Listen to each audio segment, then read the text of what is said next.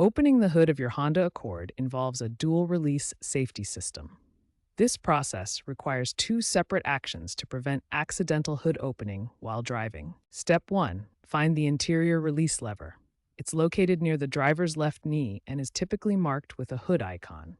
Pull this lever firmly until you hear a distinct pop sound. Step 2. Exit the vehicle and locate the external safety latch.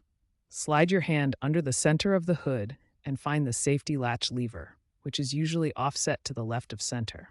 Push or pull this latch while simultaneously lifting the hood. Step 3.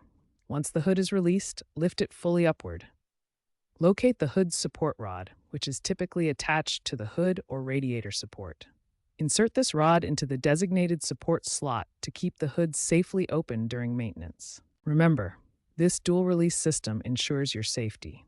Always use the interior lever first, then the external safety latch, and finally secure the hood with the support rod for safe access to your engine bay. When your Honda Accord hood release becomes stuck, the most common cause is cable corrosion or binding. This typically happens when moisture and dirt accumulate around the cable mechanism over time.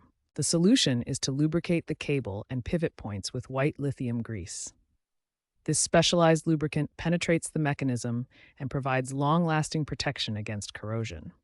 If the safety latch under the hood is difficult to operate, proper hand positioning is crucial.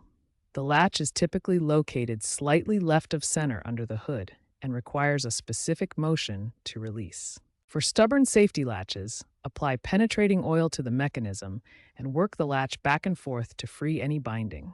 This helps restore smooth operation. Regular maintenance is essential for preventing hood release problems.